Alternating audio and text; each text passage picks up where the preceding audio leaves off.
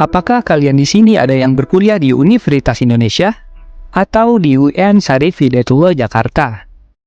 Apabila ada, mungkin kalian tidak asing mendengar yang namanya Kompleks Perumahan Dosen UI atau Kompleks UI. Ketika kita ingin menuju ke Ciputat dari arah Jakarta, tentulah kita pasti melewati jalanan yang namanya Insinyur Haji Juanda. Pasti kalian melihat di sebelah kiri sebelum kampus Universitas Islam Negeri Syarif Hidayatullah Jakarta, ada yang namanya Kompleks Perumahan Dosen UI atau Kompleks UI.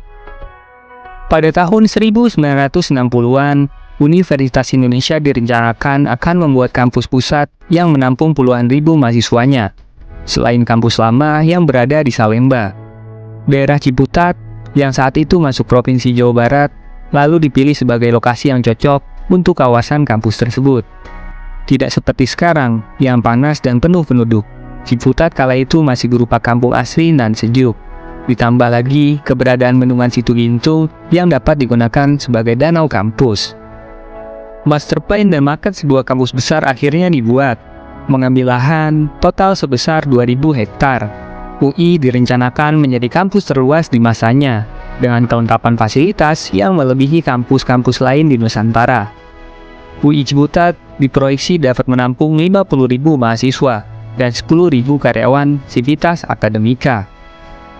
Selain bangunan untuk kegiatan pendidikan, direncanakan juga pembangunan perumahan dosen dan karyawan, serta wahana rekreasi dan rumah sakit.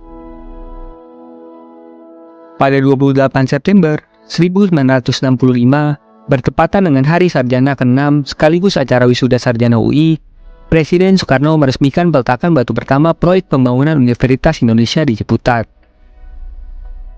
Sayangnya, pemberontakan G30 SPKI meletus 2 hari kemudian.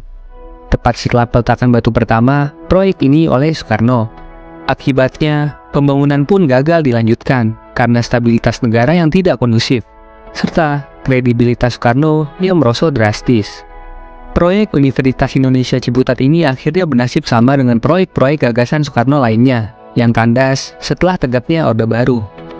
Pembangunan Universitas Indonesia baru benar-benar terlaksana lebih dari 20 tahun kemudian, tepatnya pada 1987.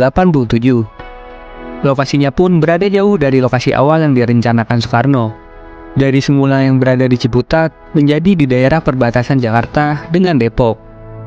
Lokasi ini konon dipilih dengan pertimbangan dikelilingi oleh fasilitas militer dan mempersulit akses para mahasiswanya ke pusat pemerintahan. Kini, sisa-sisa proyek UI Ciputat yang masih bisa terlihat adalah keberadaan kompleks rumah dinas dosen UI yang berada di Ciputat, padahal kampusnya ada di Depok. Itulah sepenggal kisah tentang UI Ciputat yang pernah terencana namun tak pernah terwujud.